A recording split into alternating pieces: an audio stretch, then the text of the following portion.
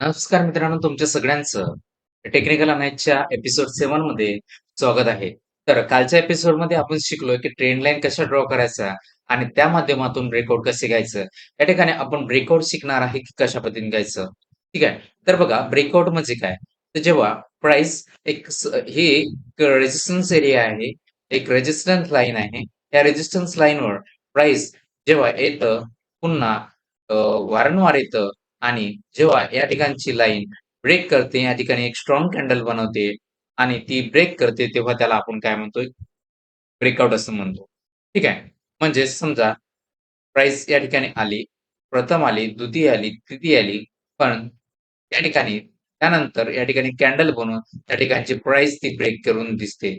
याला आपण ब्रेकआउट असं म्हणतो.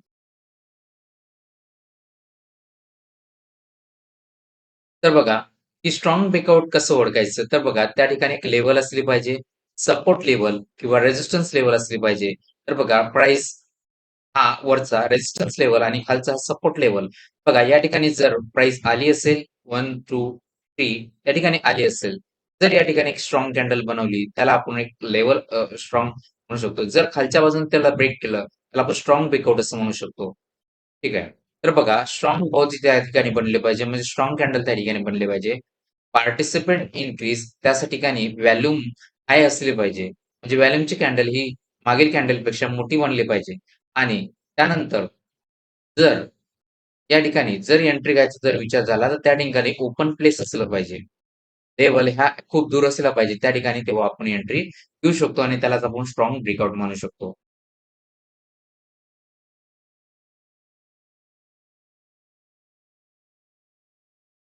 बघा, की वीक आणि स्ट्राँग ब्रेकआउट कसं ओळखायचं? तर वीक जे ब्रेकआउट आहे, ते म्हणजे जर स्मॉल कॅन्डल असेल, जर ब्रेकआउट दिल्यानंतर जर स्मॉल कॅन्डल असेल, छोटीशी कॅन्डल बनलेली असेल, त्याला आपण वीक ब्रेकआउट मानू शकतो. त्याचसोबतच व्हॉल्यूम जर खूप लो असेल, व्हॉल्यूमची कॅन्डल खूप छोटीशी असेल, त्याप्रमाणे लो पार्टिसिपंट आहे असं म्हणू शकतो किंवा ते अगदी एक झोन जवळच असेल आणि हा जर समजा ब्रेकआउट असेल आणि लगेच एक लेव्हल असेल, त्या ठिकाणी आपण ह्या ठिकाणी ब्रेकआउट करणं हे अव्हॉइड केलं पाहिजे.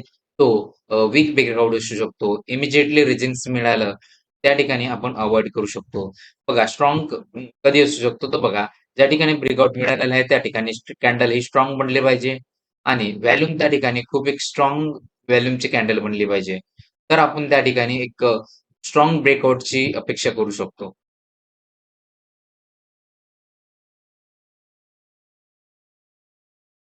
बघा, की व्हॉल्यूम कन्फर्मेशन कसं बघायचं आता मी तुम्हाला सांगतो. तर बघा, या ठिकाणी प्राइस एका रेझिस्टन्स लेव्हल आली आणि त्या ठिकाणी एक ब्रेक दिलेला दिसून येतो. बघा, या ठिकाणी ब्रेक केलेला दिसून येतो. आता ब्रेक होण्या अगोदर त्या ठिकाणी एक बघा त्या व्हॉल्यूमची जी कॅन्डल आहे त्यामध्ये एक अपट्रेंड किंवा राईज झालेली दिसून येते. बघा, खूप या ठिकाणी व्हॉल्यूम आणि पार्टिसिपंट वाढलेले दिसून येते आणि त्या ठिकाणी ब्रेक जो आहे तो चांगला दिलेला दिसून येत आहे. म्हणजे यावरून लक्षात येईल, की आपल्याला हाय व्हॅल्यूम असलेल्या ठिकाणीच काय करायचं आहे, की एंट्री घ्यायची आहे. ठीक आहे. त्यानंतर बघा, की रिटेस्ट म्हणजे काय? रिटेस्ट म्हणजे जेव्हा प्राइस प्राइस एक रेझिस्टन्स एरियामध्ये येतो किंवा सपोर्ट एक रेझिस्टन्स एरियामध्ये येतो. वारंवार त्याला टेस्ट करते. जेव्हा या ठिकाणी एक स्ट्राँग कॅन्डल बनवून या ठिकाणी एक ब्रेकआउट देते. ब्रेकआउट दिल्यानंतर प्राइस जेव्हा पुन्हा खाली येते आणि त्या झोनला टच करून पुन्हा ती अपसाइडला जाते. तेव्हा आपण त्याला काय म्हणतो? एक रिटेस्ट असं म्हणतो. प्राइस ब्रेकआउट दिल्यानंतर प्राइस त्या झोनवर पुन्हा परत येते आणि त्या झोनपासून ती परत अपसाइडला जाते. त्या झोनला आपण रिटेस्ट असं म्हणू शकतो.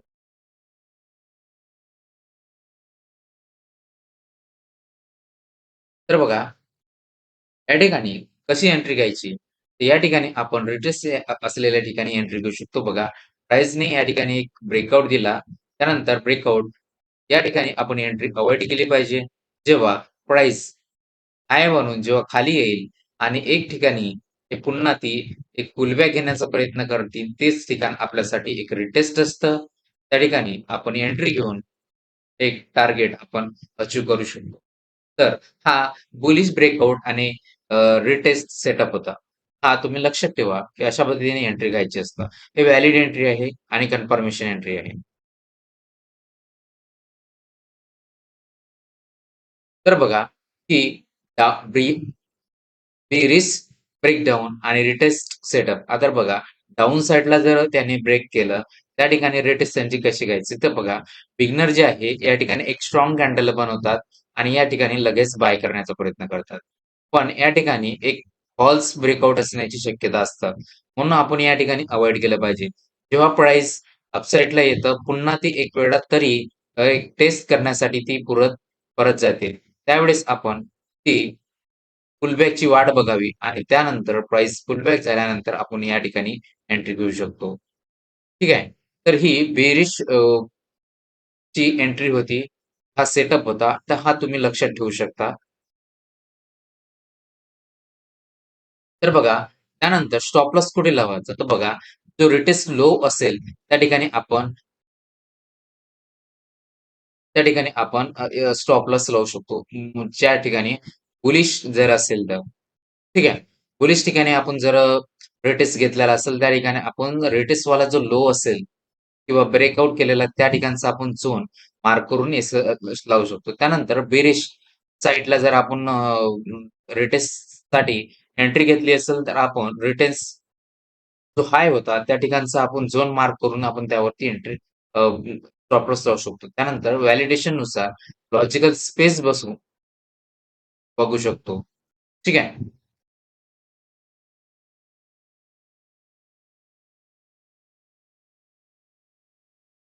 त्यानंतर बघा टार्गेट प्लॅनिंग कुठे ठेवायचं? तर बघा टार्गेट जे आहे आपले नियरेस्ट जो की लेव्हल असेल, समजा तुम्ही ब्रेकआउट घेतलेला असेल, एक स्विंग हाय आलेला असेल, त्या लेव्हलवर आपण तुम्ही एक टार्गेट 1 ठेवू शकता.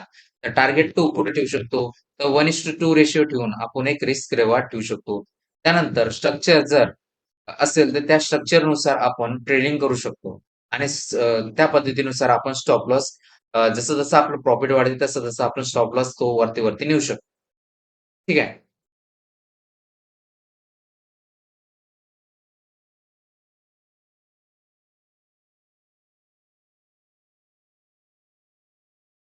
तर बघा, फेक ब्रेकआउट कसा ओळखायचा? तर फेक ब्रेकआउट ओळखायचे काही आयडेंटिफिकेशन आहे. ते बघा, तर प्राइस दिल्यानंतर एक स्ट्राँग कॅन्डल देतं आणि पण ती प्राइस वरती जातं. परंतु ती प्राइस सस्टेन करत नाही. ते रिटेस्टसाठी येतं. परंतु रिटेस्ट न घेता ती प्राइस त्याला स्ट्राँग रेड कॅन्डल म्हणून त्याला ब्रेक करतं. त्यालाच आपण बॅक इनसाइड असं म्हणतो.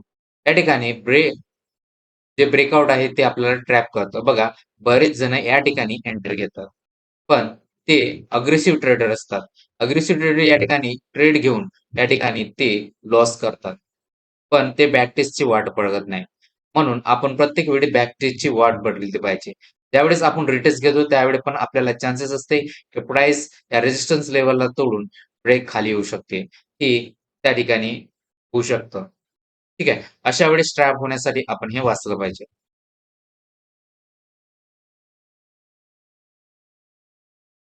त्यानंतर बघा रेटेस्ट आला नाही तर काय करायचं?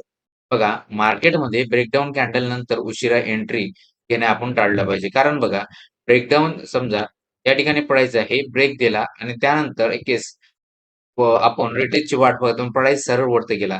पण नंतर त्यामध्ये जर एंट्री घ्यायचं ठरवलं, तर हे आपण टाळलं पाहिजे. समजा की या ठिकाणी ब्रेकआउट दिला आणि प्राइस खूप वरती झाली आणि त्या ठिकाणी आपण एंट्री घेणं अव्हॉइड केलं पाहिजे. एस-एल कधीही मोठा ठेवू नका. ते रॉंग असतं. कारण जर एक्सेल मोठा ठेवला तर लॉस होण्याचे जास्त चान्सेस असतो. रिस्क रिवॉर्ड रेशिओ खराब होतो. कारण बघा 1:2, 1:4, 1:5 असं ठेवून टार्गेट 1, 2, 3 चेस करण्याचा प्रयत्न करू नका. कारण त्या ठिकाणी पण आपल्याला मार्केटमध्ये एक डिसिप्लिन ट्रेडर ची जी पॉसिबिलिटी असते त्या ठिकाणी ती कमी होते. तर बघा फोमो ठेवण्याचा प्रयत्न करू नका. तर मार्केटमध्ये वेगवेगळ्या ठिकाणी कुठेही रँडमली ट्रेड करू नका. त्यानंतर बघा की रिटेस्ट आला नाही तर त्या ठिकाणी वाट बघा. नंतर कुठे सेटअप तयार होतो तो बघा. कुठेही रँडमली कुठेही रिटेस्टवर एंट्री घेऊ नका. त्यानंतर बघा अल्टरनेटिव्ह पुलबॅक रूल तयार ठेवा. पुलबॅकची वाट बघा. होऊ शकते की ते पुलबॅक बनल्यानंतर तुम्ही ट्रेड घेऊ शकता.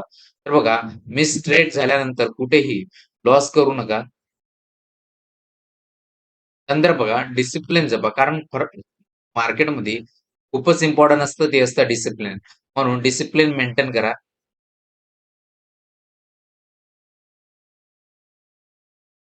त्यानंतर बघा, की आणि राइट ब्रेकआउट आहेत. तर बघा, आपण स्किप करूया. तर बघा, जे एपिसोड आहे, लेव्हल आहे, एखाद्या ठिकाणी लेव्हल आहे, त्या ठिकाणी जर ब्रेकआउट मिळाला असेल, एका लेव्हलवर ब्रेकआउट मिळतो का ते बघा. तर त्याच्या वरतीच लगेच जर एखादी लेव्हल असेल, त्या ठिकाणी आपण ते ब्रेकआउटवर एंट्री घेणं अव्हॉइड केलं पाहिजे. बघा ब्रेकआउट. त्यासोबतच ब्रेकआउट झाल्यानंतर त्या ठिकाणी एक व्हॉल्यूम स्ट्राँग कॅन्डल बनलेली आहे की त्याची बघा बघा. त्याच्यानंतर बघा त्यामध्ये व्हॉल्यूम आहे की नाही त्या कॅन्डलमध्ये ते बघा. त्यानंतर हे बघा की पुन्हा प्राइस एक रिटेस्ट एरियामध्ये येते का नाही ते बघा. त्यानंतरच एंट्री घ्या. नंतर बघा एंट्री रिटेस्ट एरियामध्ये आल्यानंतर तुमची एंट्री जी आहे कन्फर्म करू शकता. त्यानंतर तुमचा प्लॅन टार्गेटकडे वळू शकता आणि 1:2 रेशो ठेवून तुम्ही या मार्केटमध्ये प्रॉफिट करू शकता.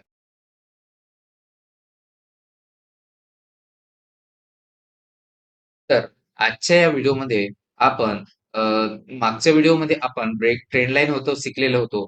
परंतु ब्रेकआउट त्यामध्ये शिकलो नाही. परत आपण या व्हिडिओमध्ये डिटेलमध्ये ब्रेकआउट कसं घ्यायचं ते शिकलो. त्यासोबतच ब्रेकआउटवर एंट्री कशी घ्यायची ते सुद्धा आपण या ठिकाणी शिकलो. तर बघ शिकलेलो आहे. तर जर तुम्हाला हा व्हिडिओ आवडला असेल, तर चॅनलला लाईक करा, चॅनलला सबस्क्राईब करा, व्हिडिओला लाईक करा आणि तुम्हाला काही समस्या असेल किंवा एखादा प्रश्न असेल, तर तुम्ही कमेंट बॉक्समध्ये टाइप करा. धन्यवाद.